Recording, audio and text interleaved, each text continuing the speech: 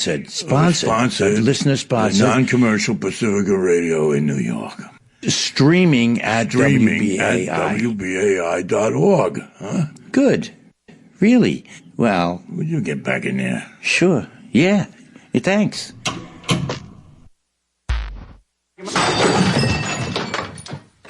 The ice is gonna break.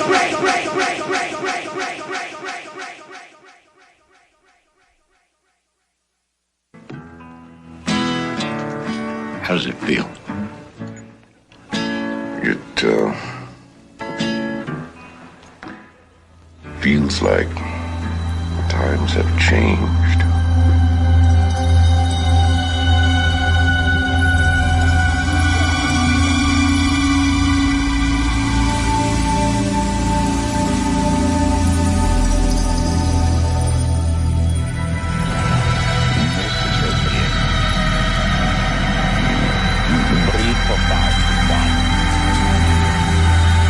Center yourself, to be present, to be here. It is always appropriate to be here. Contemplate. If you ever happen to be someplace and you contemplate, I'm not here. Where are you? So in this moment, be here. Be here, wherever here happens to be. In this day and time, we have gathered together to contemplate, to dialogue this that is called... Niteshift again. Niteshift again. Niteshift again. Niteshift again. Niteshift again. Night shift again. Night shift again. Night shift again. Night shift again. Night shift again. Night shift again. Night shift again. Night shift again. I'll be damn late. Now, where are my people? Where are my people? Where are my people? Where are my people? Where are my people? Where are my people? Where are my people? Where are my people? Where are my people?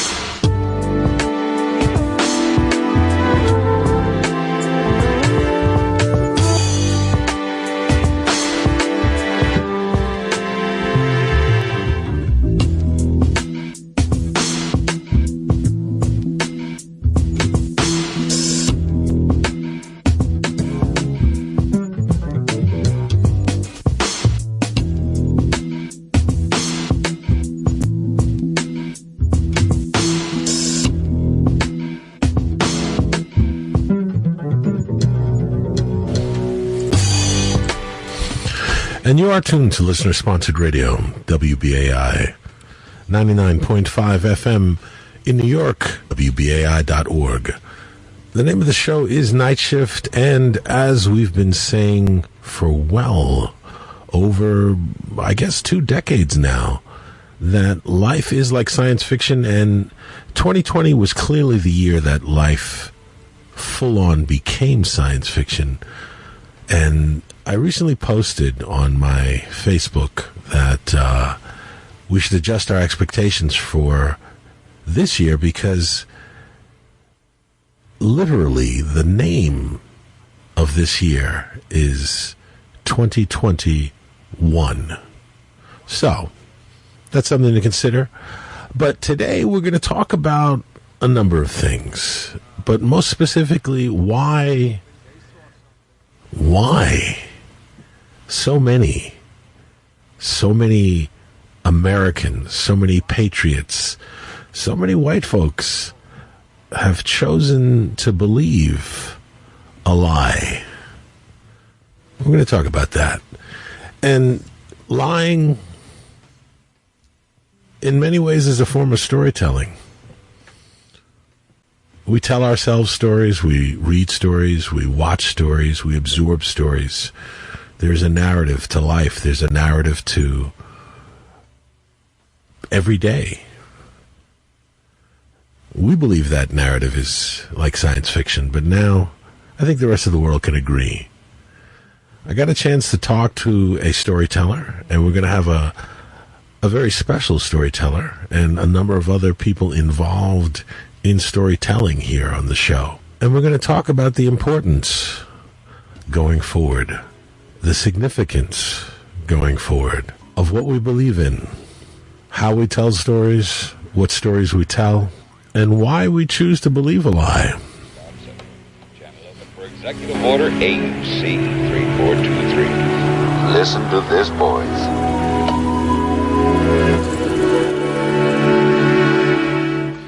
Niteshift again. I'm first going to go to an interview that I did with Deon Taylor, who has a film out right now called Fatale. It's doing very well at the box office. Deon's a self-taught filmmaker. He's made a series of genre films. He's done TV series. He's done a number of films. Fatale is a thriller. If you don't know anything about it, I'll play the trailer. We spoke about the significance of the film, the significance about being a filmmaker of color right now, the significance of genre stories and why we love them so much, and why people like our co-host would scream at the screen when she sees certain movies. Isn't that right, Shawn? Oh my God. Scream. I'm like sending them like texts. I'm trying to text somebody. Like, I've seen you. I've been to movies with you, so I know exactly. So we talk about that kind of engagement, which is why I think a film, whether you think it's perfection in terms of art, it's more than engaging, and it says something about what we're looking for right now. And if we are going to be engaged, what kind of stories are we going to be watching? So I'm going to go to Deon Taylor, and then we're going to talk with Mario Van Peebles to get his perspective on storytelling going forward in 2021. Life is a road, straight and narrow. Stay on the road, and it will take you safely home, but make a wrong turn, and you will meet the darkness.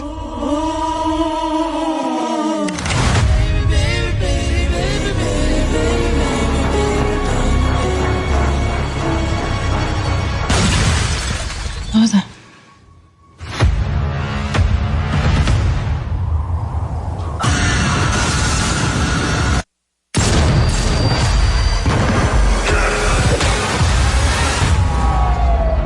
The detective's here. She's gonna be taking over. I'm certain I know you from somewhere. I don't think so. Come on, stay and play. Look,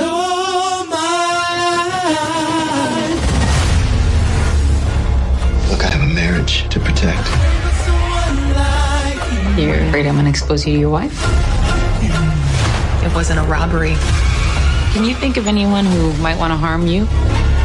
Friends? Family? Or a woman you screwed? And discarded?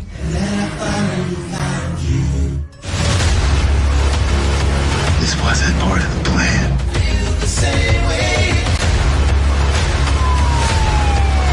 Did you do it? Did I do what? I am not a murderer. I don't believe you. I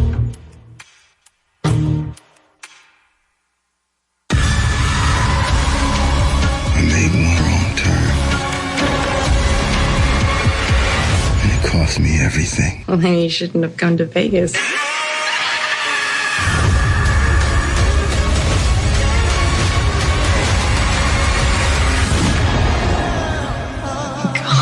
God, nothing's easy with you. I'm here with filmmaker Deon Taylor. Deon, welcome to WBAI. Man, thank you so much for having me, man. Right now, Fatali is doing very well at the box office at a time where clearly our viewing habits are going to change and what is going to drive us to the theater is going to change. I just want to know your thoughts on story. In this time that during the pandemic and whatnot, everybody has turned to movies, TV shows, story. Yeah. What's your opinion on the role of story for humans and just culture in general before we even get into your story?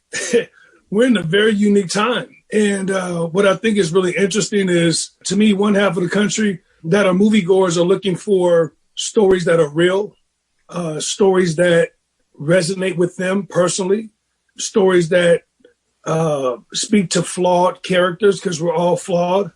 And then I think the other half is looking for escapism, things that could actually transport you out of the world that we've been living in now for the last, 12 months, which all in all adds for, a really thriving film business right now. I think that film has always been something that to me, it's always been America's pastime, if that makes sense. Like, I think film has always been like, no matter what, you can go see a movie. You know what I mean? Or every other month, if you're not a moviegoer, you're like, oh, I want to go see that. You take the family with it. So it's always been that thing that sat there. And now it's become a tool. It's become a tool to get you through the week. It's become a tool to take you out of the world that you're living in right now and make you feel like, man, for 2 hours, like, wow, that's, you know what I mean? Like, it's just that thing. And so I think it's very potent right now. But I also think it's also why we, as Black filmmakers should be telling some really, really cool stories because people are really listening now. Well, I can't agree more with that than before. I don't think, I hope it gets better, but there's never been a better time to be a filmmaker of color than it is right now. Now, let me ask you a little bit about genre and leading into Fatali. You began your career doing genre films and even doing horror. And I've always felt that horror, science fiction, comedy have something in common. It allows us to talk about the human condition in a way that's not necessarily, heavy-handed or didactic. I feel you can actually say more with genre than you can maybe with a straight drama. What's your thought on genre? Why do you enjoy working specifically in genre? Not that you are limited to that, but why do you enjoy it? I think it evokes emotions. I think, first of all, I think that those that are equipped to make great horror movies, great thrillers, and great comedies are the best filmmakers in the world, because you have to actually check all the boxes. You have to make someone laugh. You got to make somebody jump. You got to make someone scared. You got to make someone inquisitive. Those are very hard triggers to hit as a filmmaker. Dramas, I love dramas because I think we need them and I think they're great. But a drama is a straight line, with peaks and valleys of how people feel emotionally. Get some great performances, get a great story, and you got something that's going to hit home with people. It takes a lot of work to make somebody jump out their damn seat, man. You know what I mean? Next to 300 next to 300 other people. You know what I mean? Like, that's like, you know, I like the genre because of that. Like, when I was young, I love the entertainment of film. I love the thrill. I love going to movies and being excited to see something. And that has really resonated with me as a filmmaker. You know, as I've been kind of going through my career as a self-taught filmmaker, that's something that I really enjoy, man. Like, I'm a fan of movies, so it makes me make movies that I want people to be fans of, you know? So it has a lot to do with your life, you know what I mean? Like, I come from a crazy world, man. I come from, you know, the inner city. I come from, you know, a background where, you know, film has been what we just talked about, escapism. You know, when you're having a hard time or, you know, bills aren't paid or rent ain't done or, you know what I mean? Whatever that is, we've always leaned on like, damn, let's watch a good movie. You know, so I feel like when my job as a filmmaker is to obviously say something inside of every film I make, which I try my hardest to put a message in these films. But I also think my job is to entertain an audience. And I think we've done a really good job of building that brand where people are entertained and they get us something out of it where they're like, damn, okay, well, it's a good message for me. But I think that's the cross path between horror, thriller, comedy and drama. I feel like I love that genre because it entertains and people want to see those things. All right. Those are great answers. All right. Well, let me ask you this now, because I don't want to give away too much beyond, you know, I've played the trailer so people, and, you know, it's been out there for a minute. People know the premise of Fatale, but one of the things that your movies do, all of them, and you mentioned brand, and you also said you love movies, is you make the kind of movies that if you go with an audience, they're talking to the screen because they're like, you know, and you know it, okay? You know that when you make it because I feel it.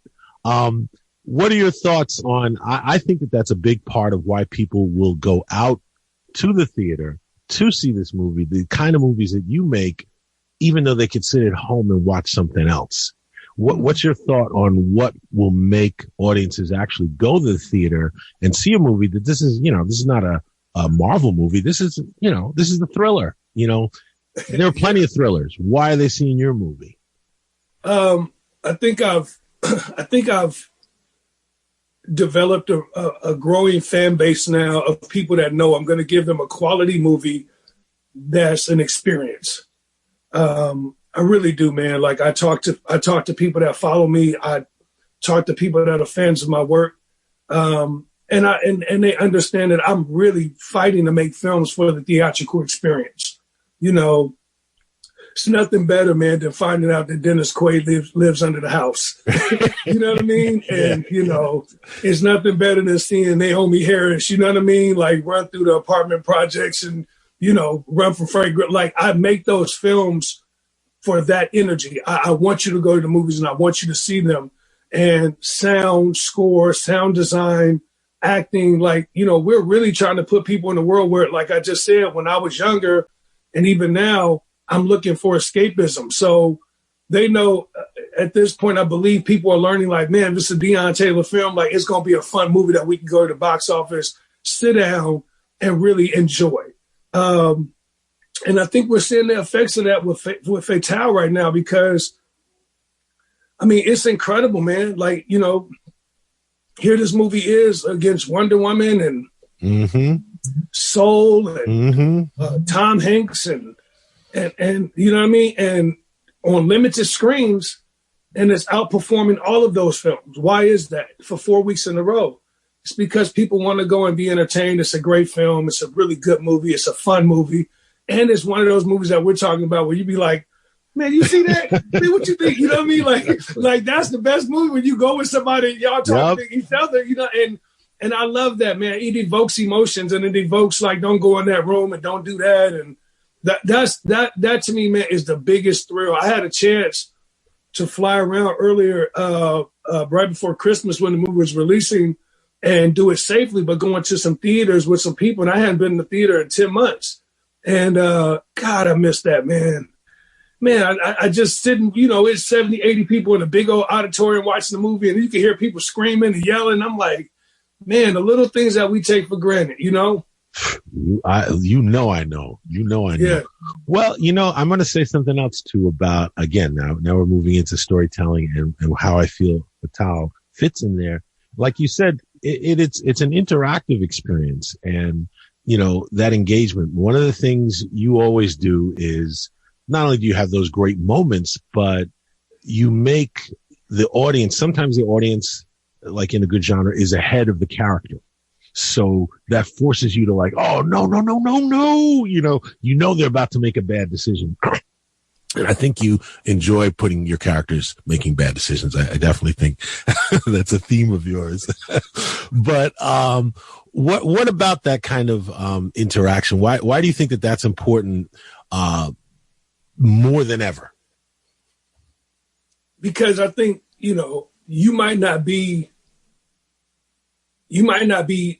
that person exactly, but what I'm really fighting to do, behind the camera is give that person some of your elements, right? Some of your human elements. Mm-hmm. We've all made a mistake, right? So I'm like, I'm gonna lead with that. Like, we all know how to make a mistake, and we all know, like, damn, when you've been in a hole before, you like, how do I dig out? How do I process to get out of this? So I try to take those little human elements and put them into these characters, which has been really, really fun, man. Like, or decision making. In this movie, Fatale, Mike Ely makes a terrible mistake, but we all have. You know what I mean? And at that point, it's like, all right, well, how does he dig himself out of the mistake? But this mistake is not going away. You know what I mean? And it's like, at that point, you have people rap because they're like, damn, how would I counter that? You know what I mean? And then it becomes like a question of, in 90 minutes, how do I counter all your counters, right? So you like, oh, damn, you can't do that. You know what I mean? Then, well, he called the police, so you get all these things and you're like, all right, well, it just becomes interactive that way. And I really, really, man, I really enjoy that because it's a fun process. It's a very free process. And at times, man, it's not, I think a lot of critics are beginning to find my style now. At first, people was like, you can't do that in no movie. Like, I remember my first couple of films, I was reading stuff. I'm like, damn, I tried to do that. Like, I'm like, I was doing that on purpose. You know what I mean? And now it's great because people are now being like, oh, that's how he's writing, or that's how he's direct. That's his thing. And I just love the process of dropping these characters into a world and letting you identify with them, male and female. And that to me has been like the secret sauce for Deon Taylor. Like, man, and then also adding my experiences. Like, I know what I've been through in life. So if I could put a little bit of what I'm going through, I know others are going through that too, because you're no different than anyone else. Well, it's interesting. One of the things I love about your films, as well as, the entertainment value, is that because you're in the genre. And again, I also, as a sidebar, I love, it's sort of, nobody told you couldn't do it. So of course you did it, Right. Like, if you went to film school, they might have told you, nah, you can't do that. Right. And you wouldn't be where you are. But, I'm big on gender politics, gender dynamics, and you definitely deal with that. And gender and race, I think, are very, very, sexism, racism go hand in hand. And you've made films specifically about racism, and specifically about sexism. Why are those themes interesting to you? I mean, obviously you're a person of color, so, Well, yeah, I mean, that strikes a big chord, right? Like, I think a lot of the films that I'm touching, or storylines that I'm trying to place into a film, deal with, the physical being of being Black, oftentimes. But I try to do it in a way where it's not mechanical. I try to do it in a natural way. I don't want to go to the movies and have somebody beat me over the head with, you're Black. You know what I mean? Like, I get tired of that, man. Like, I could do 1 or 2 of those a year, but then I know I'm Black. Right. So the reality is, it's like, how do you just say something softly and give someone some information about something, how you could counter something or do something different or see yourself in a different light? And I feel like I'm really pushing to do that. I love tales of women. Obviously Traffic, Black and Blue, all the films that I've made, even Supremacy, with Leila Roshan. Like, I was raised by a strong, single Black woman who was my mom, my dad at times, my basketball coach, my homie, you know what I mean? Like, rebounded basketballs, rebounded balls from me in the middle of the night. Like, and I just think there's nothing stronger than a strong woman. So sometimes I try to put that in my films. Like, I try to show, like, how powerful the woman is and the fact that they fight and they do just as much as we do and at times can deal with more than a man. You know what I mean? Like, and actually have the capacity to do more than us. And so I love that. And I love centering my films around that at times. And it's been great, man. Like I said, I'm trying to only do what I know. You know what I mean? Like, I'm not like, if you notice, I haven't tried to do anything I don't know, man. I'm like, oh, I don't know that. Like, I'm not finna shoot that movie, or have that idea. And I think when these films come from a very real place, you get very real people to respond to them. And oftentimes it's been great to see regular folk, man, that just be like, yo, that shit was good. You know what I mean? Like, believe me, yeah. You're the kind of filmmaker where, the critics may stand on their high horse, but people love it. So, yes. The public votes on your film. That's right. That's right. Yeah, that's right, man. That is right. Yeah. And I think eventually, man, this was great, man. Critically, this was great to see, 5 of the major critics, yes, arguably in the world, all say we love this film. You know what I mean? And then to have the audience at a 89, 92, whatever it is. I mean, the last 4 movies been like that. Yeah. And I slowly see that turning, but I think it's also a little bit of them beginning to understand, what is it? That's his jump shot. Right. You know what I mean? Like, right. It's very easy to talk, if I talk basketball, it's very easy to watch somebody, mechanic shooting the jumper. Oh, he can't shoot no shot. And write about it. And then ultimately, you're like, damn, he's shooting 50% from the field. Oh, yeah, that's the shot. You know what I mean? I'll tell you something. As a critic, I can also tell you a lot of critics forget why they fell in love with movies to begin with. Man, they didn't fall in love with movies because of some French film with art, they fell in love with movies because they went to see something where people were screaming at the theater.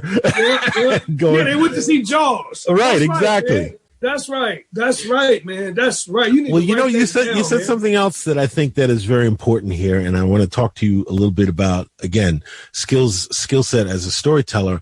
Like you said, the best filmmakers are the ones who know how to do genre. People forget Spielberg started with Jaws, and for many years after that, it was like, oh, it's Jaws in space. Oh, it's Jaws on this. It's it.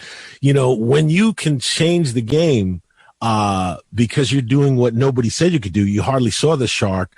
That's like the jump shot you do. For you, what do you feel? You mentioned Black filmmakers, and now they're listening to our stories, but we're also, this is just a few days after.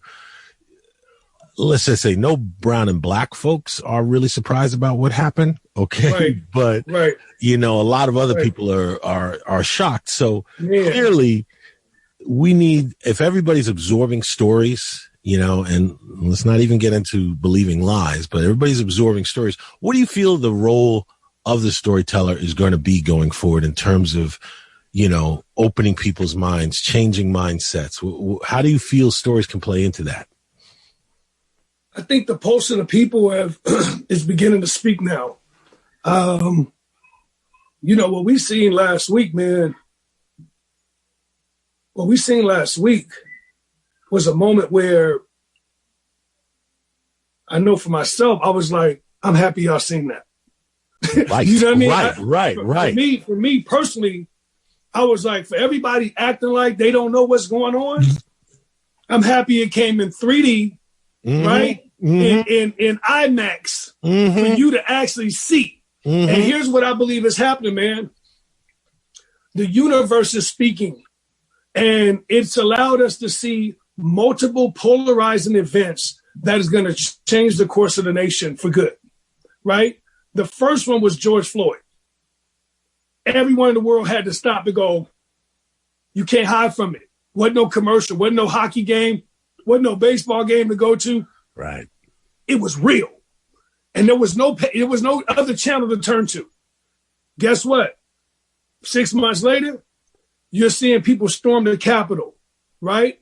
Here's a man that said, oh, I'm for you, I'm this, I'm that, I'm just a regular guy, would not denounce racism. And then right in front of your eyes on the Capitol floor is a man holding the Confederate flag, right? It's like, oh, do you see that? Mm-hmm. Now what's happening is, in order for all this to be rebuilt, because we're in a world right now, man, where either you agree or disagree with what I'm going to say right now, it's been built on hate and evil. And there's a lot of stuff that has to be rebuilt and restructured. And a lot of people that have to have new mindsets have to actually change the world that we're living in. And there's nowhere in the world somebody should have had their neck kneeled on for the time of a basketball quarter. You know what I mean? And there's nowhere in the world a president of the United States can say we finna march down to that Capitol and make this get changed. What? Right. You know what I mean? So now it's like, no, we got to rethink what we're doing as people, man, because here's what's going to ultimately happen. We're either going to kill everybody, kill each other, be in war, and destroy the entire world, or some free thinkers are going to come through and be like, yo, it don't matter if you're black, white, Asian, gay, transgender, it don't matter. I'm looking for people that got the same mindset that could actually make the world a better place. We need that right now, man. These kids need us. These other countries are looking to us. They need us. You know what I mean? We need us. And I feel like in the respect of film, now it's our job. Now we have to lean on the Michael Moores. You know what I mean? This is where them guys, you know, that have been prolific in terms of telling in the documentary story space. Now we need those guys. You know what I mean? That's why I feel like film is so great. Like, you need people to now tell these stories, and you need us to be able to be like, yo, okay, I'm going to put this in my story. I'm going to put this in my film so it resonates with the masses. Because as you begin to talk, entertainment, music, and film translates through all things. So if I could just sit there and give you dumb movies all day, but that's not going to do anything. But if I'm someone of consciousness, I got to make sure that I'm saying something inside the film that I'm giving you. Fatale is in theaters, but also on demand as of this past Friday.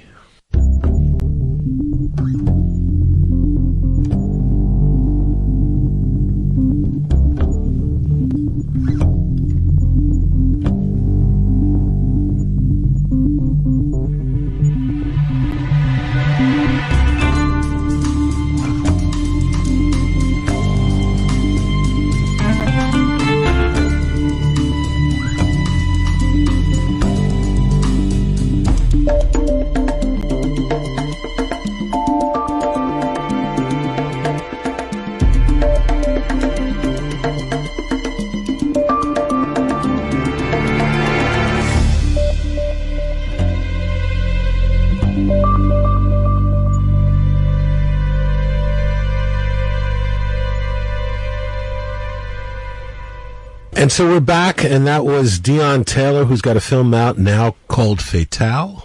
And we ended off talking about the importance of storytelling and what kind of stories we want to tell and should tell now that we're having this opportunity to tell stories, to make stories about people of color more important. But a pioneer in that, in storytelling, and specifically storytelling for people of color, is Mario Van Peebles. And he comes from a family of storytellers who have helped change the narrative that we're aware of. The narrative has shifted and changed here in America, and we saw, and it's been revealed to what I think every person of color knows, that many people chose to and still choose to believe the lie. So, Mario Van Peebles, I brought you here just to talk about that a little bit here. I think you're muted. You got to unmute yourself there. Don't worry. How's that? Okay. All right, now I hear you. Mario Van Peebles. That's part of the struggle, baby. Yeah, to take yourself off mute. That's really. In Georgia, that's what we did in November. Yep. Remember, you and I were talking about this, Mike. Yes, we were, my brother. Talking about what a lot of our Republican brothers and sisters are saying now is like, our vote don't matter, it doesn't count, it's all rigged. Oh, yeah. Enough of us vote, enough of us make a difference, enough of us win. Democracy is like a car. If you take the foot off the gas, the car will slow down. So, unmuted thanks to sisters like Stacey Abrams. Yes. In a big part, I have to say, she did her thing in Georgia. It's a beautiful thing. And what's deep, man, to me is, it's like, imagine you're playing, the great metaphor is Monopoly. You're playing Monopoly against a rich kid, right? Mm-hmm. And this sister was talking about this online, so this is not my metaphor. I can't correct.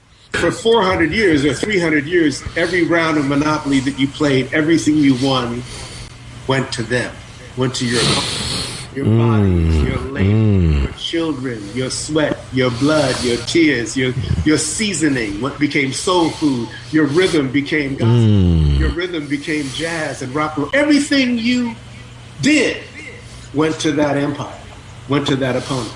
And then after that, you have 10 years or, 100 years of 80 years of Jim Crow, where, you still have to give stuff up. You've got, Tulsa, Oklahoma, where if you get too far ahead, they'll burn you out. Right.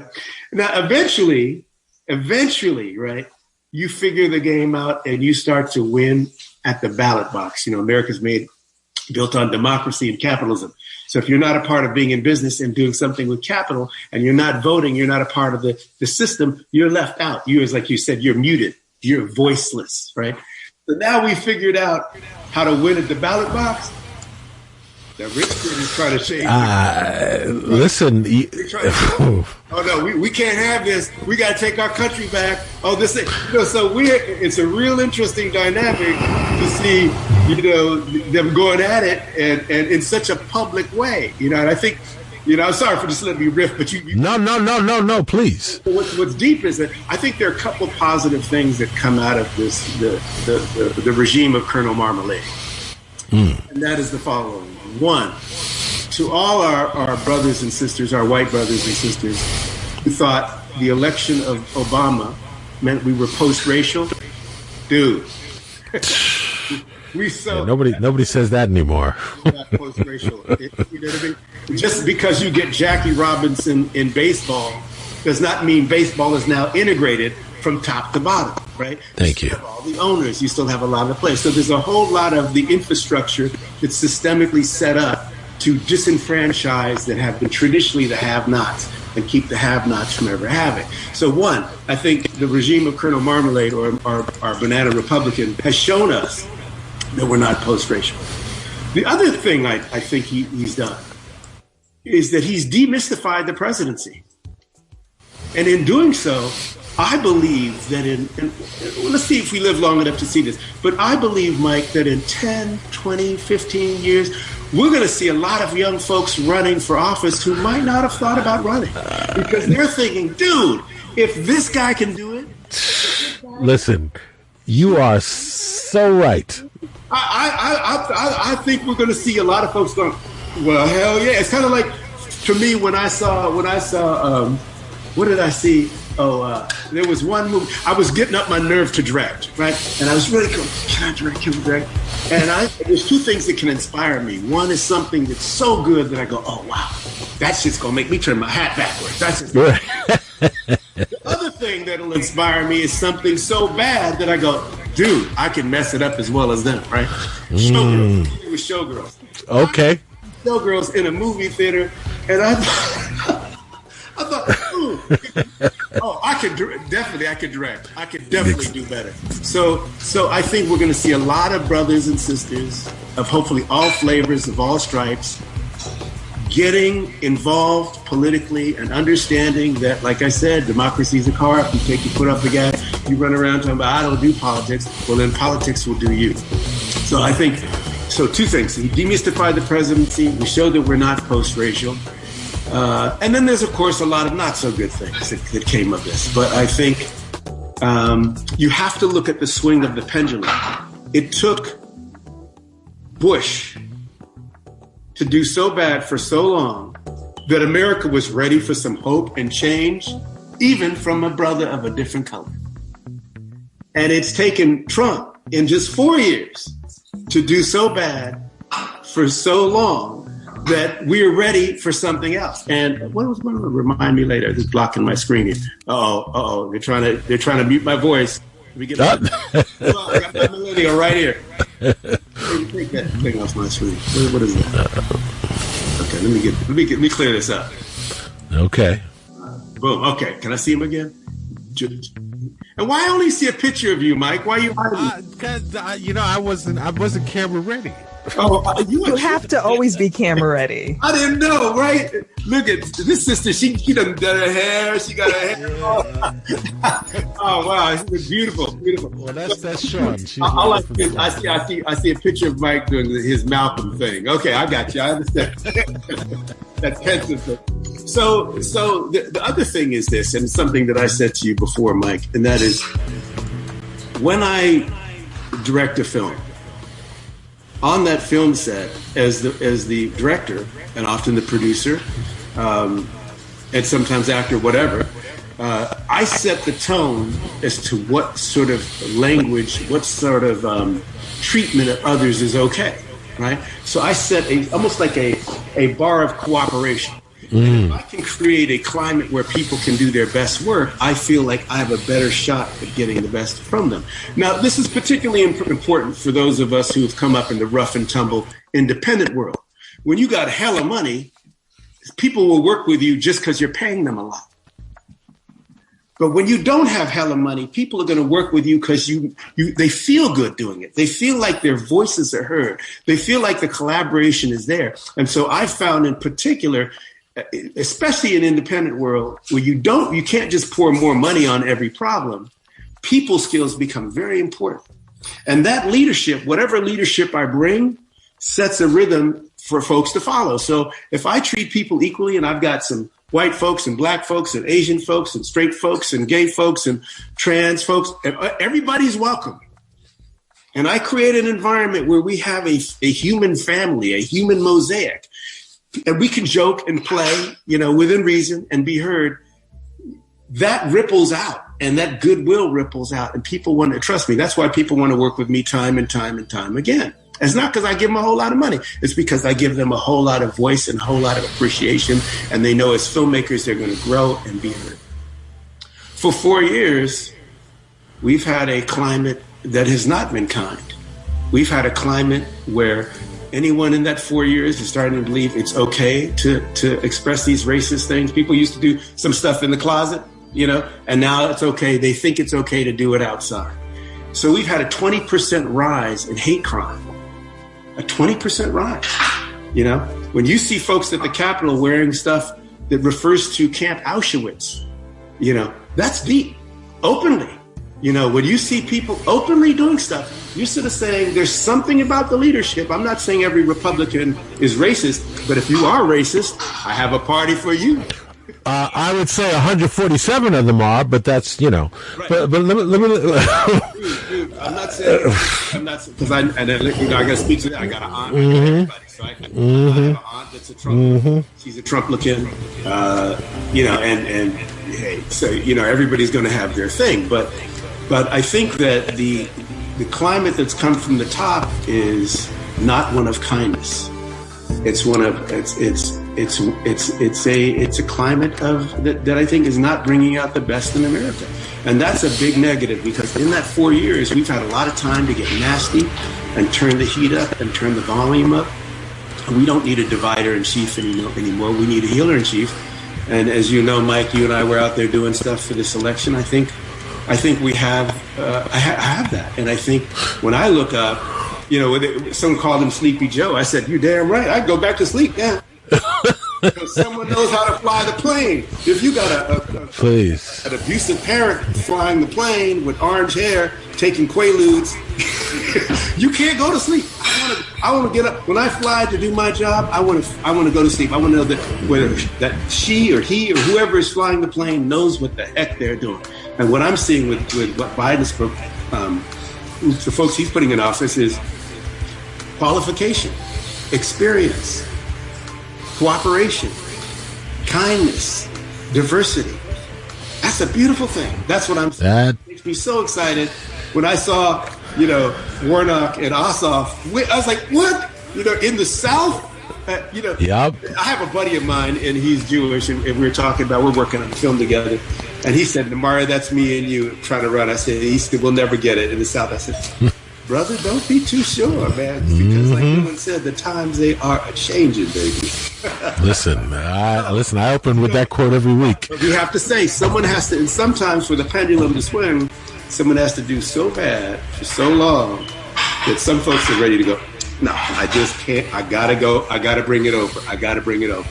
And let's see what we do with it. Because, we need a strong, smart, thinking Republican Party. We need a strong, smart Democratic Party. I do not wish, I hope that the Republicans figure themselves out. They're having a bit of a civil war, and it's been fun to sit back and watch stuff go down and go, and I'm just glad no black folks ran out and tried to get no sneakers. Please don't get involved. Stay. My name is Paul. This is between y'all. Because we know we have a whole different treatment, and the focus will change. And some right-wing media was trying to say that, I bet you Antifa was behind this. Or, maybe BLM infiltrated. It's a real stretch. So we live in, as the Chinese proverb said, may you live in interesting times. Brother Mike, we live in interesting. I've got a new perspective. That's not a proverb, that's a curse, okay? But let me just ask you this, because you said so many things and I'm keeping you here for 3 hours to dissect everything. But I do have a question. It's interesting. You talked about, there's definitely revealed certain things. The dark side, as somebody like Cauley has figured out, there's a base we can tap into that, appeals to the most negative instincts. But at the same time, our capacity for good clearly can outweigh our capacity for evil. And the people who did what they did are passionate. They're passionate. It's misdirected anger. It's misdirected passion, but that passion is there. When you hear them, they believe in what they believe. They believe they're being wronged in some way. So I want to know your thoughts on what you think it will take to tap into that in a positive way, because it reminded me, once they broke into the Capitol, they really didn't know what to do other than mayhem. And it reminded me in New York of the Occupy Wall Street. They had all this momentum, but no real agenda, no real clear objectives of how they could, create the change they were all desiring. Are you with me? Yeah. So part of it is, I think that they have a distinct disadvantage. And the advantage the three of us have is when you are a minority in a majority, you grow up being bilingual. I have a friend who teaches driver's ed, and she's a Jewish lady, and she says that we teach driver's ed, and all races respond the same, except for one class. And that part of the class is how to deal with the arresting officer when an officer pulls you over. And she says, listen, you keep your hands on 10 and 20 on the wheel. You refer to the officer as man or sir or officer. All the people of color, the black, the brown, the Asian, go, that's right. And a lot of times, not all the time, but the white folks go, I just say, what's the problem, pal? What's the problem? What's going on here? What's the beef? What the hell? It's very hard when you've grown up in a world where every SAT is geared for you. Every intelligence test is geared for you. Every job application is geared for you. That if you get accused of a crime, the same crime that a person of color gets accused for, you get less time. We know this statistically. So it's very hard to conceive. We have to know how to speak their language, but they don't have to know how to speak ours. We have to be bilingual. So we're aware of the two Americas. So our expectations are such. We've been aware of domestic terrorism since we got to this place, like the Native Americans have. We know that there were people already here. How are you going to discover somebody's car when there's already someone owning that car and sitting in that car. I'm Columbus discovering in America, and I'm calling them Indians because I think I went to India, and I'm discovering their car because there's no white people here. You see what I'm saying? So they have a whole skewed reality, that they have a whole mythology that they've been indoctrinated to from day one that makes it very difficult for them to make the adjustment and go, wait a minute, this was just supposed to be work. This was a white nation. We came, we whooped ass on some brown people, we gave them some blankets. This is supposed to be a white nation. That's the subtext. We want our country back. Make America great again. Take it back to another time. So it's a lot. Unfortunately, Mike, the answer to that is super deep, because here's the difference between a black man and a white man, as told to me by my dad, and his jokes are never politically correct. So let me just blame this on Dad. It's not me. White man wakes up in the morning, brushes his teeth. Black man wakes up in the morning and goes, wow, I'm awake. That's good. Goes to look in the back. Well, it's still here. Toothbrush still. Ooh, this is good. Good day. Food in the fridge. Clothes hanging up. Car work. Job to go to. This is a good day. You see what I'm saying? So the whole expectation, is something that you've got to readjust. If you think there should never be a female vice president that is also a person of color, a smart, capable prosecutor of color, then you're going to say stuff like Trump said, which we're not going to have her as our vice president. He said that. Remember, he said that. He articulated that. That whole thing. If Obama wins, well, it can't be legit. It can't be. It's got to be rigged. That I'm so used to playing this Monopoly game with everything to my advantage that it is hard for me to conceive of sharing. And here's the deal. You have a country that's built on white male supremacy, the values of beauty, everything on white male supremacy, and you have now a lot of angry white males as they start to feel infringed upon. Unless they have a college degree, in which case they might be a little more aware. But particularly folks that don't have college degrees fall for this stuff. But here's what's interesting, Mike. Up until now, you talk about white male grievance or Trump's grievance, whatever he's grieving about. 100% of presidents until recently have been white, male. 100% of vice presidents until recently have been white, male. 80% of doctors, white, male. 70% of tenured professors, I'm guessing at the numbers, white, male. You go on down the line, disproportionately to the part of the population, they are used to having the lion's share.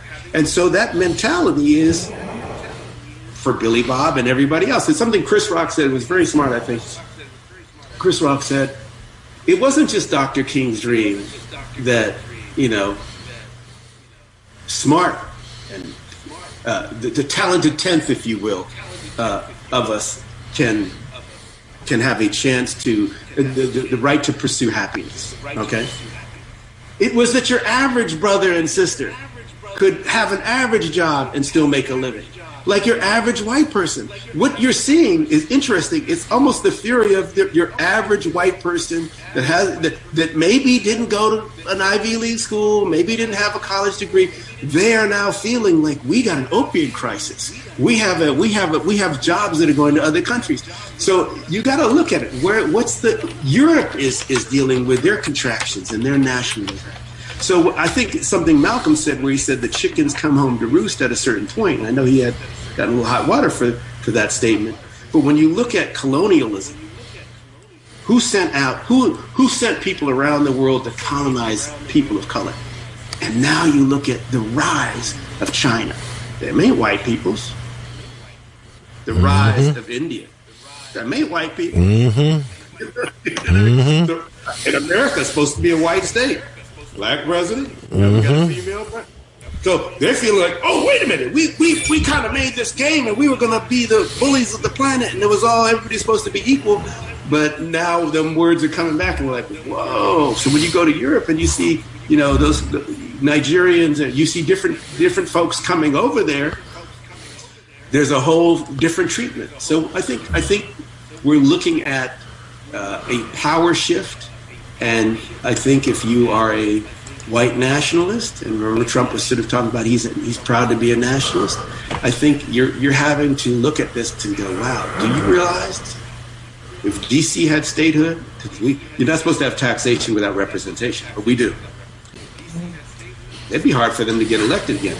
If we had a true democracy, which was one person, one vote, the popular vote, they haven't won, what is it, Mike? The last 5 or 6 elections, they have not won a elections, yes, exactly. So right now, with gerrymandering, without granting statehood to DC or Puerto Rico, with all this electoral college shenanigans, you have, in effect, minority rule. 2 other things. One, what's so interesting is the dichotomy that's going on. When you turn on the news and you see these angry, by and large, Trump supporters who are, by and large, white folks who now, for the first time, feel somehow disenfranchised. We have to unpack what that is because they've been set some expectations that may not be real. And I think that's going to take a while to sink in. Now the commercial comes on. The TV commercial. And what do you see? You see these beautiful multiracial families. You know what I mean? You see a little brown girl bopping for Cheerios between her white mom and black dad. You see car ads with, a gay couple. You see other ads. So what's interesting is the television commercials are more aspirational in terms of the racial harmony and acceptance and diversity that they depict than the reality of what we're seeing. It's very deep, but I tell you this, when you set an aspirational bar over here, what you're sort of saying is, we're a new company, we're progressive, we love everybody equally, come in here, we see your money is not black or white, we see your money is green. Exactly. That's very interesting. So that I love watching that and go, wow, look at the TV commercial.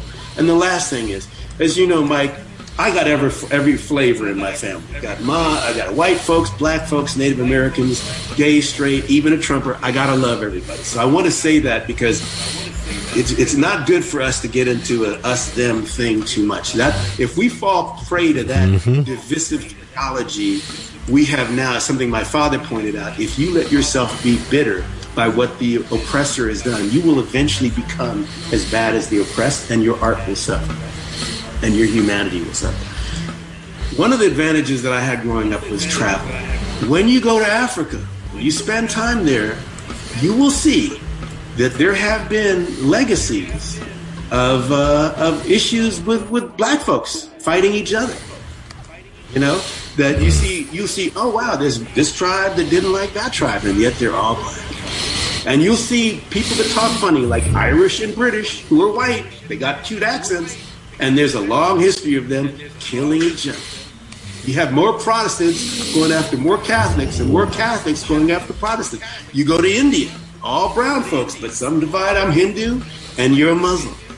Asian folks, I'm Japanese, you're Chinese. Do you know what I mean? There will be a difference. So we have a tendency as human beings to be wired to be in groups of 100, maybe 200. And anything beyond that, we create mythology of the other. We create mythology that we are the chosen people and somehow they are not.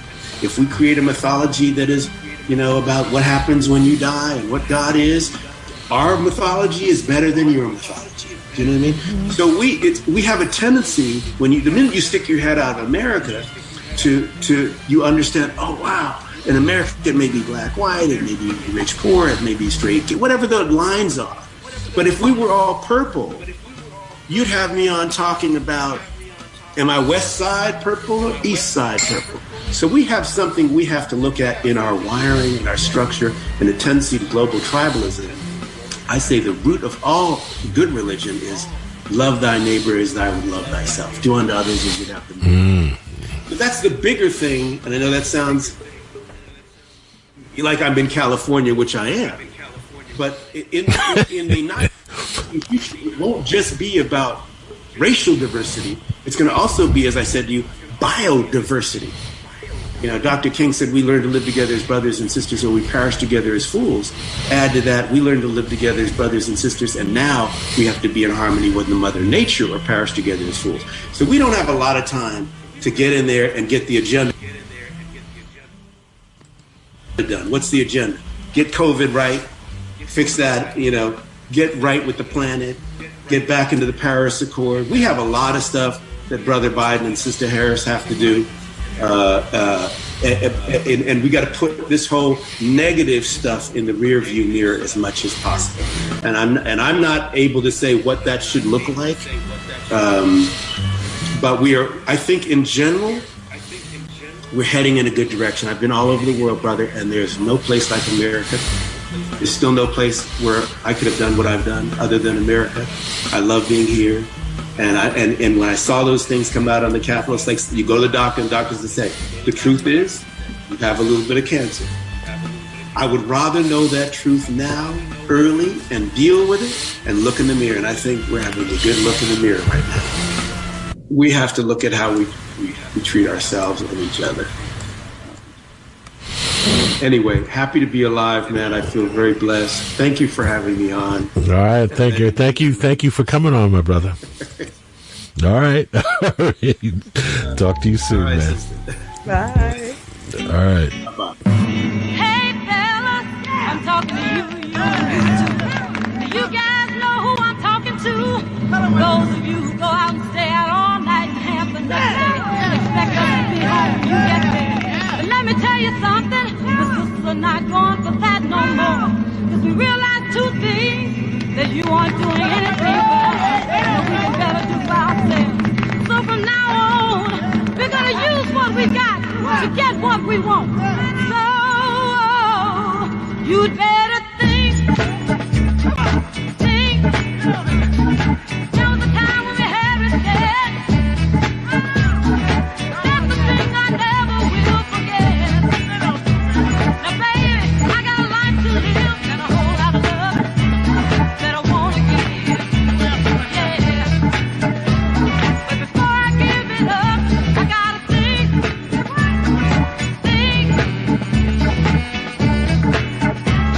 What the future holds for me. Go ahead and see. I don't need no heartache. I can't stand no misery. Let me think.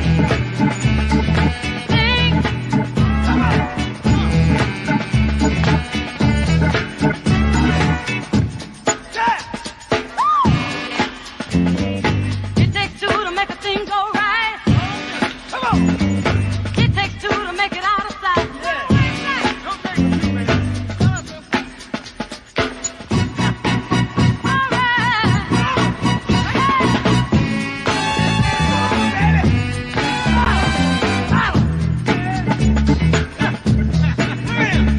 Don't say it's easy. No, just been living. Sometimes it's kind of tough.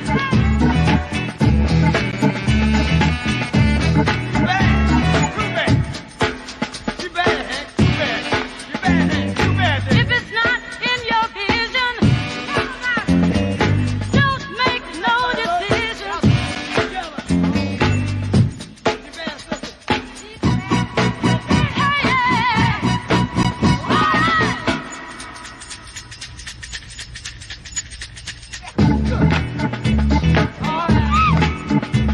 Some land the cards on the table. When it comes to taking care of me, I know I'm able. You may not call it true, but I won't do nothing that you won't do. That I won't do nothing that you won't do. Think about the good things. Come on, think about the right things. You gotta think about me too. Come on, think. Now think about it.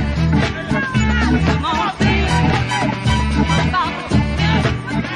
Come on, think about the right things. Come on, think about me too. And you are tuned to listener-sponsored radio, WBAI. We were just speaking with Mario Van Peebles, and prior to that, we were speaking with Deon Taylor, two filmmakers of color who have done many things to change the game. But now we're going to change up the show a little bit. We're going to bring in Shawn, who's been here with us. We're going to bring in the inimitable Byron Saunders, who was live on the ground in D.C. when this was all going down. And Leighann Lord, the Lord of the Manor.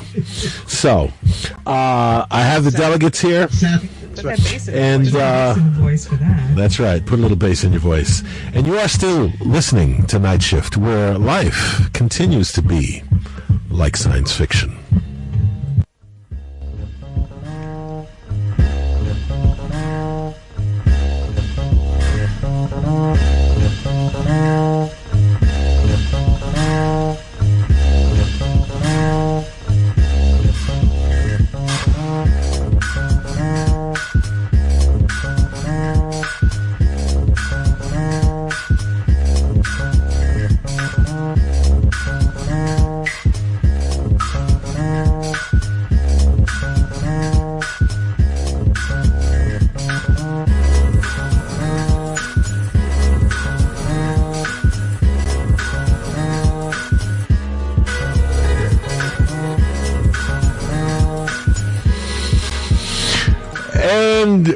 We are here. I am here with Mr. Byron Saunders. It's been a minute. How are you, sir? Are you there? I don't know if I can hear you. Hold on. Blessed and highly favored. Oh, yes. Now I hear you. Byron Saunders, blessed and highly favored. You are here. Mr. Saunders, so you are living in D.C., right. So you were actually watching this live from around the corner, practically. I was here, but I witnessed profiles in courage in something that this country has been lacking for a while. And this is personal. The day of the event, my brother-in-law was in my living room here in Washington, D.C. Now, understand, he was a Capitol policeman for 20-some years. So my brother-in-law, sitting on my living room couch, started calling all of the officers that he knew back when he was on the force to make sure that they were okay. Now that's first person, okay? Because at the point at which, yes, we are watching a siege of our capital, and the profiles encourages this: the African American, and we need to make sure we know his name, who was a hero for not shooting that demonstrator. Because at the point at which we have saved this country again. The most powerful woman in this country right now, it's not Nancy Pelosi, it's Stacey Abrams. She brought us back to a playing field of leveling playing field of political aspirations. Black women stepped up. Black voters took it over the line. And when we celebrate Martin Luther King's birthday this coming next Tuesday, next Monday, the 18th of January, know that they brought home the championship. It would have been an empty celebration to have to celebrate his birthday and not having Georgia being taken back to a blue state. This is the winning of the Confederate War again. Forget those clowns who climbed the Capitol steps. That visual will never happen again in our lifetime, because there is a shoot to order kill, and they did not follow the protocol, as my brother-in-law told me, of the officers who were there. That was an inside job. No, to stand down and let those people come in, because my brother-in-law said, listen, you shoot first and then you ask questions. Exactly. I think it really depends on the color of the protester. It really does. And clearly. But the visual of a black police officer not taking his weapon out and shooting that gentleman, that rioter, that racist mother in front Demon. And because at the point at which had he shot him, all hell would have broken loose beyond comprehension. So you know what was going on in the back of his mind, though. He's like, I am 7 years from my pension.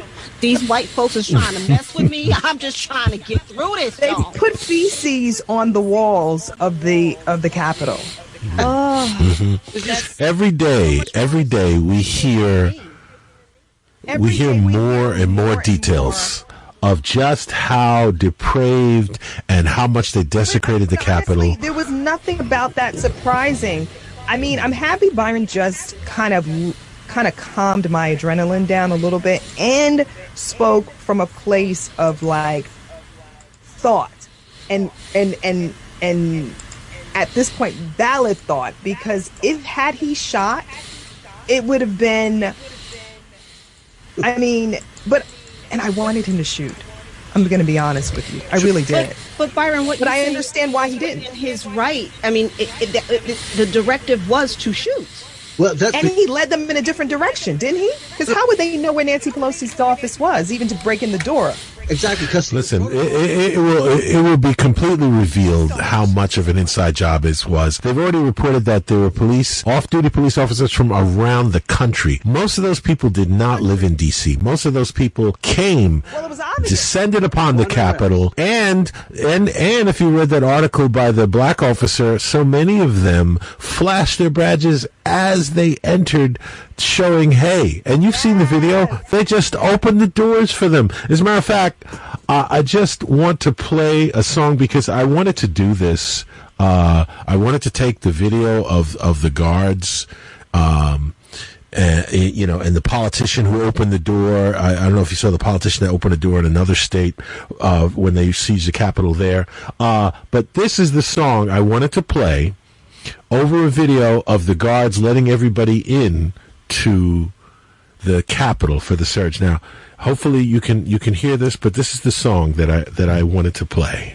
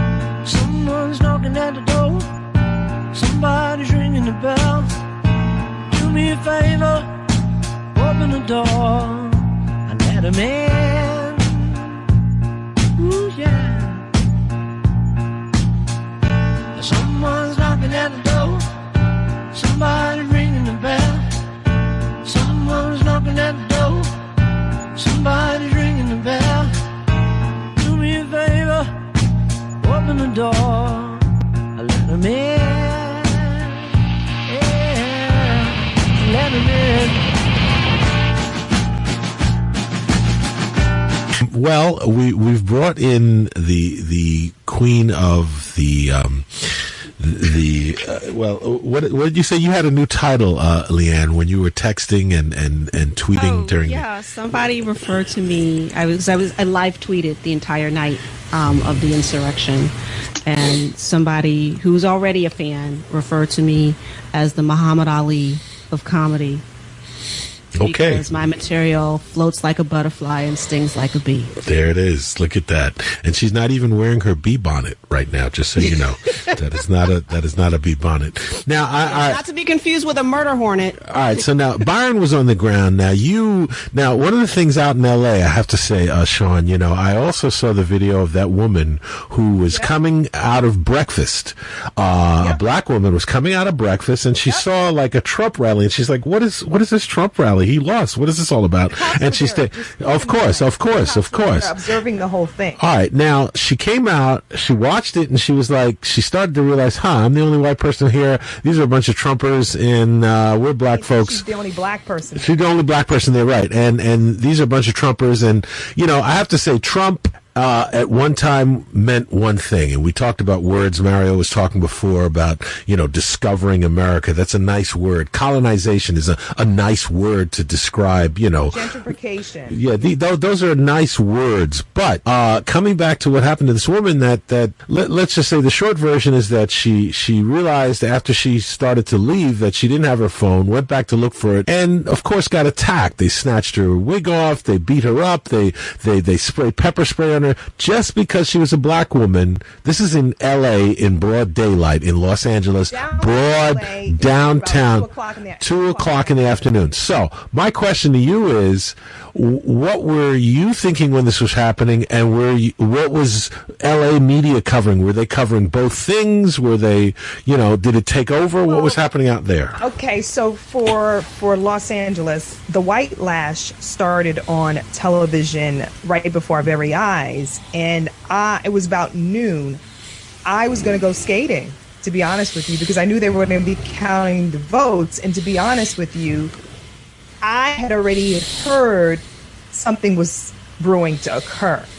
I didn't know what, and I just was like, okay, I didn't think anything was going to happen in LA, but I did know something was brewing to happen that day because they were counting votes.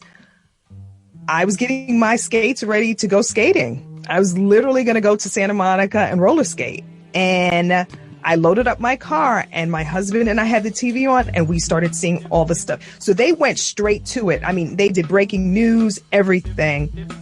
The story about the woman, I found out from someone who's a photographer, sent it because she's friends with the photographer that actually shot those photos, who was a woman, by the way, shot those photos. I found that out maybe that night. Probably about 10 o'clock that night. I didn't know about that day. Now, Leighann, I'm just curious for you now, not to in any way imply that you're a cynic. Did any of this shock you? And when it started to go down, what were your initial thoughts? Is this what you expected? Did you think something was going to go down? Or did any of this take you by surprise? Well, see, I was just coming out of my holiday bubble. I gave myself the gift of not paying white folks no mind. That's a holiday gift. It was. I wasn't watching the news. I said, I can get the weather on my phone. I seriously checked out. The holidays were hard enough. And then I came back on Monday, and I'm like, is he still trying to say he won? Like, I couldn't believe it. I'm like, are we still doing this? I said, okay. And then the insurrection. And it changed my entire plan for the day. Like, that's what we doing. Because this was momentous. I was live tweeting it, and I will say, like, my first thing was like, wow, just tuned in to the latest episode of White Folks Gone Wild. Is the whole entire SWAT team on a cigarette break?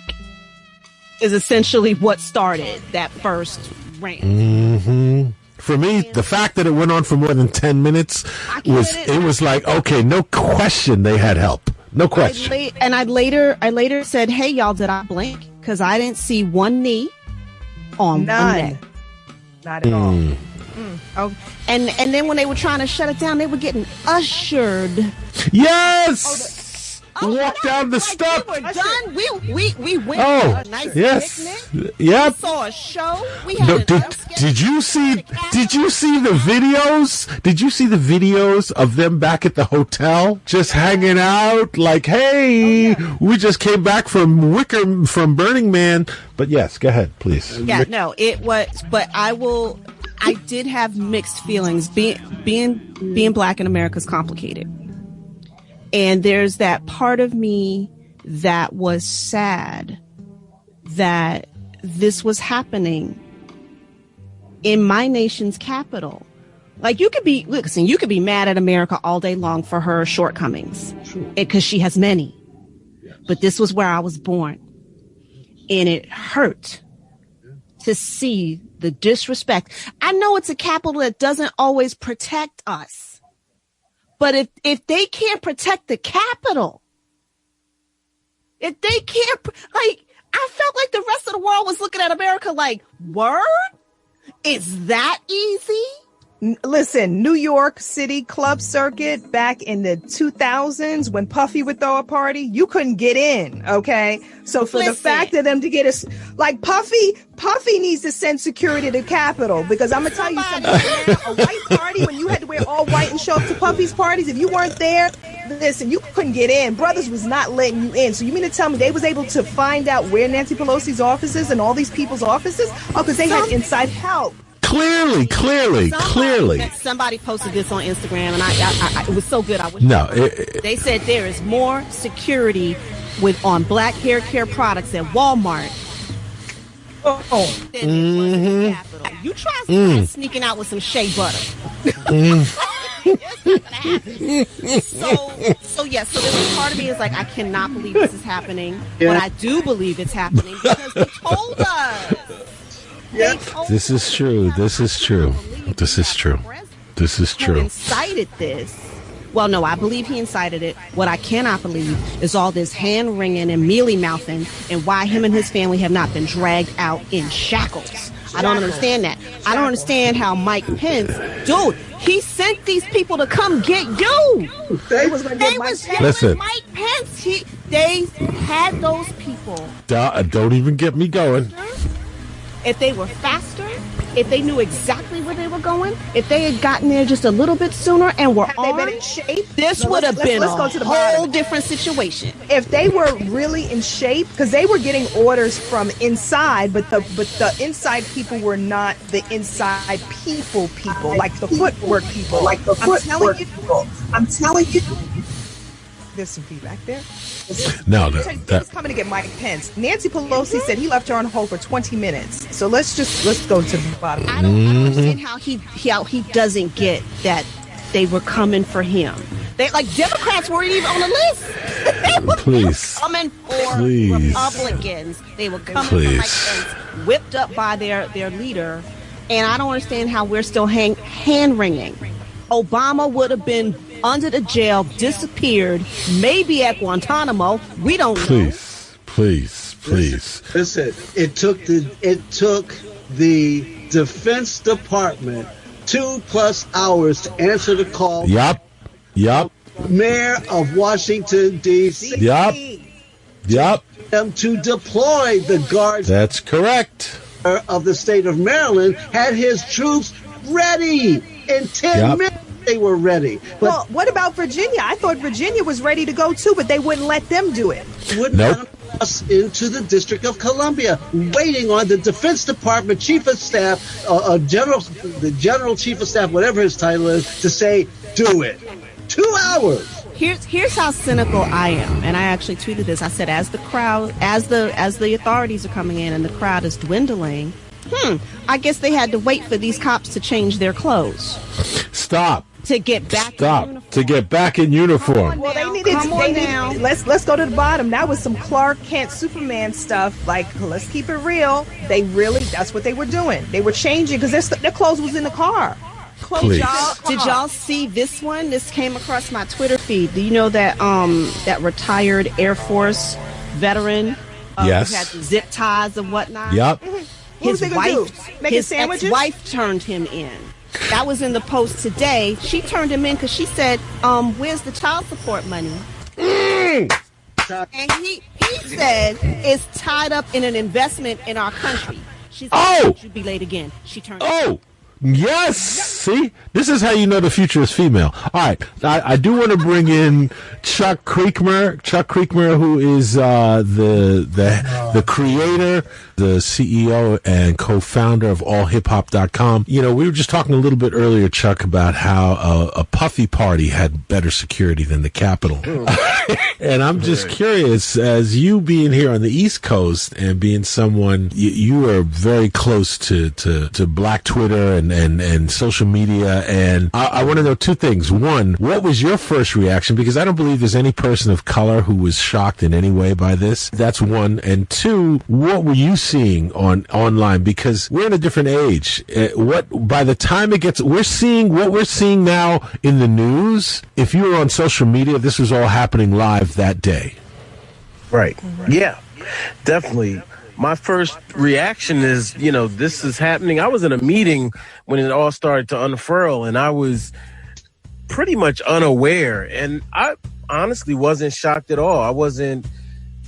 It was very entertaining, to be quite frank with you. I was just entertained, and I was loving it, man. Black Twitter made, honestly, this whole thing, we saw some devastating deaths in the hip-hop community at the end of 2020, and then Dr. Dre has an aneurysm, and it looked like 2021 was shaping up to be just like an extension. I think one of the memes said this is the 39th, December 39th or something, you know, December 39th, 2020. Yeah, I saw that. Right. So for me, this actually provided me with, you know, quite a bit of entertainment. Now, it's not funny or anything like that, but Black Twitter went crazy and they really lightened the mood. Killed it. Yeah, killed it on an otherwise incredibly serious situation. But I honestly feel like this was something that America needed. You know, they always need something extreme like this to understand exactly who they are and look directly into that mirror. And those faces were white, most of them, and those faces were not pretty. They were not, this was not that Kardashian girl, you know, walking through the protest with a Pepsi can. You know what I mean? This was ugly people with no teeth, slobbering over each other. Exactly. No masks, you know, rabid almost, climbing walls when they won a wall against Mexican people. So I really enjoyed it. I feel like it was necessary. I want all Americans to study this and really pull that mirror out every now and then and look squarely into it. And I don't want to hear about, this is not us, we're not this. No, this is you. And we've been telling you this is you. And it's always been you. And in fact, this is a light version of you because quite frankly, sell it. Yeah. So I think it was necessary. And unfortunately, we're looking for the breakdown and dismantling of systemic oppression, white supremacy in air quotes, and anything else that's rooted in bigotry and discrimination. And that's what we're not looking to put a Band-Aid on this thing anymore, you know, and pretend it's not what it is, because it is what you see it is. You know, Chuck, you're absolutely right, because one of the things I heard, and I read this last week, a state assemblyman, state senator from New York, Brooklyn, Kevin Whitaker, is putting forth legislation to declare racism as a mental disorder. Absolutely. And it is. And think about this. In 9 months, we came up with a vaccine for a pandemic. Mental state of mind in which you hate another people. Can be addressed as schizophrenia, as depression, as is bipolarism. They got drugs for all of that to bring your brain back to some asset. To quote from the movie for which Cameron made with the blue people, we will try to Avatar, Cameron made with the blue people. Avatar, Byron, what the hell are you doing on this show? We will from the Cameron made with the blue people. The Queen to see if we can cure your mental. The only problem I have with calling it a mental. Go ahead, because I'm about to say that. Yeah, this is a completely American.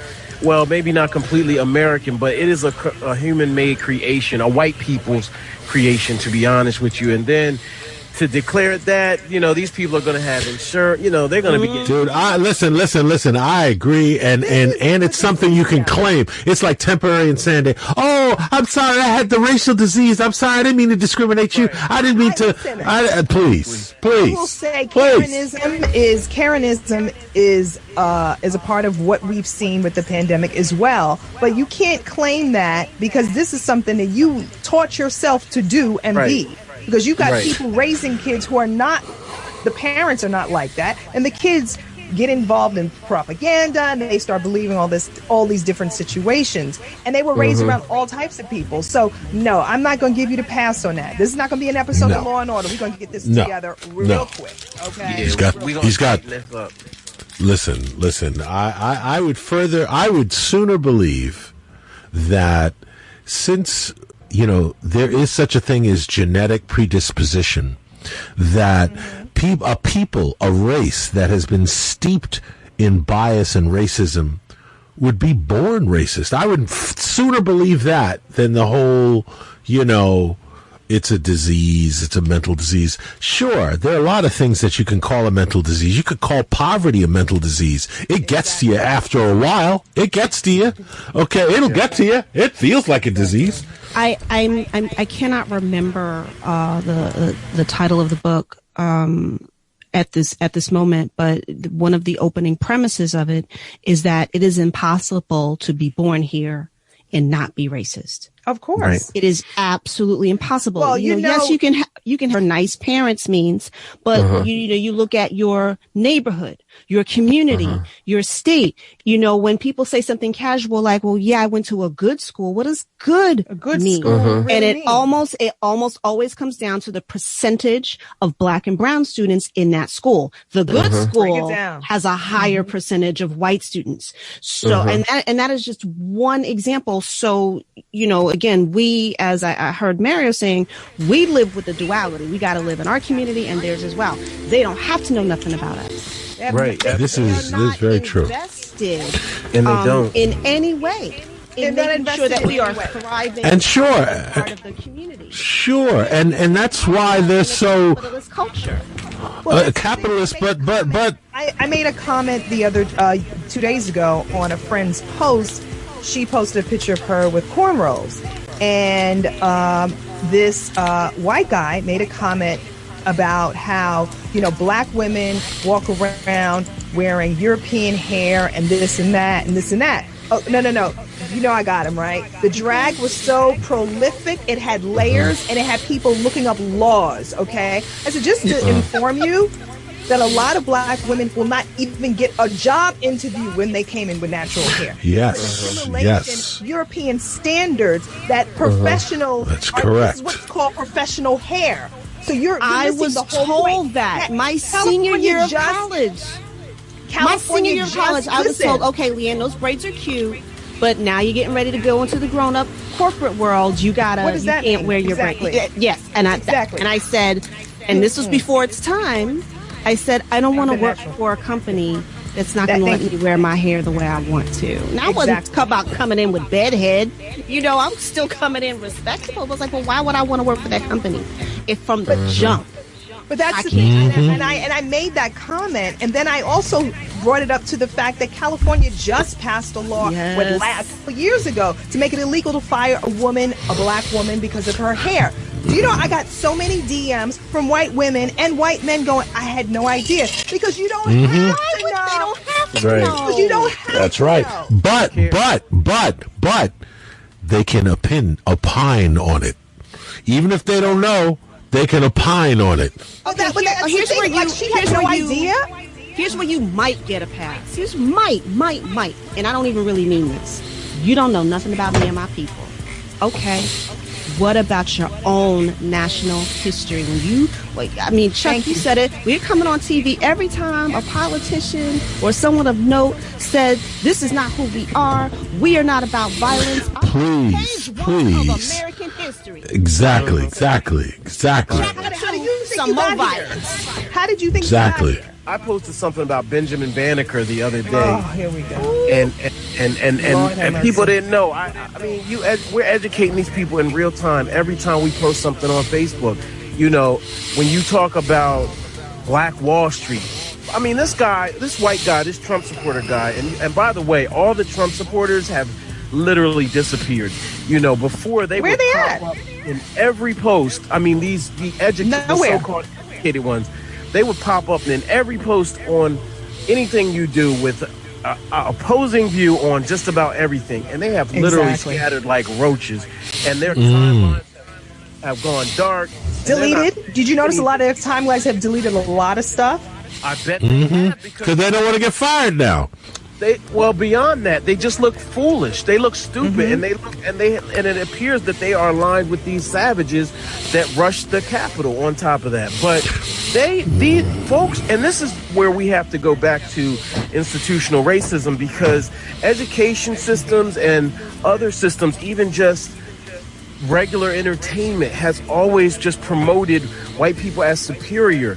And those toothless savages think they're better than us. And they are literally the dumpster trash of society. And they think that they're better than us because of the skin color that they have. And so they just have been programmed so deeply. And not just them, but everyone has been programmed. Well, everyone is a victim of this scourge called white supremacy. Well, it's all across the world, basically. Right. But it was interesting. I had this is very true. It was very interesting to have these two conversations with these two people from Australia, and they said until they moved to the United States, they thought all black people were beautiful superheroes, and they learned about racism.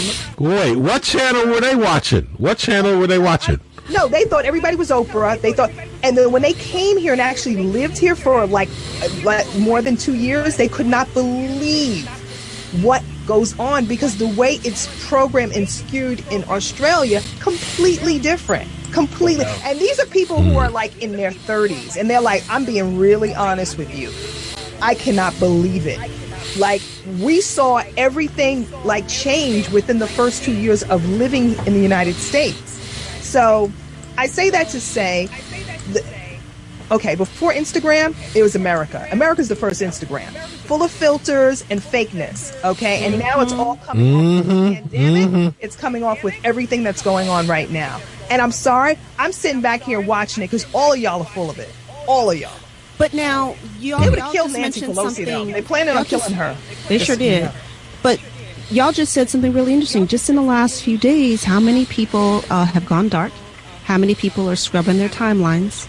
You know, how many people a month from now, a year from now, a decade from now will rewrite their personal history in relationship to this event? Listen, that's the American way. Rewriting history is the American way. You didn't know about the 1918 pandemic. Listen, that's how we thought Indians were savages. Okay, who didn't grow up thinking, who of any color, unless you were Native American, didn't grow up at some point and think, oh, cowboys and Indians. Cowboys are the good guys. You didn't think, oh, these are white people who are invading somebody else's land and killing them. You didn't think that.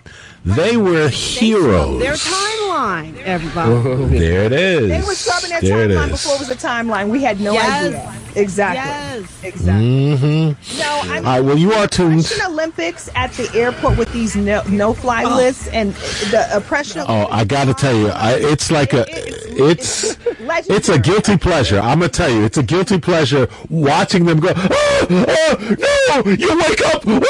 It's not gonna stop. I love it. No, all right, so I do want to say. Exactly. I do want to say you are tuned to listen to Sponsored Radio, WBAI 99.5 FM in New York. This is Night Shift. Life has become full-on science fiction. We've been talking with Chuck Creekmur. Are you CEO or just co-founder? What's your actual title? Editor-in-chief? You're CEO and co-founder. Lord High Commissioner. Lord High Commissioner of allhiphop.com. And we're also here with Byron Saunders, who is just Esquire. Just put Esquire after his name. He's Byron Saunders. And Byron, where can people find you? I mean, allhiphop.com. And how else can people find you, Chuck? Allhiphop.com. And what's your Instagram and all that? Yeah, I'm at Chuck Creekmur. Chuck, CreekMur, on all platforms. On all platforms. And Byron Saunders, what are you on all platforms? Well, on Facebook, Byron C.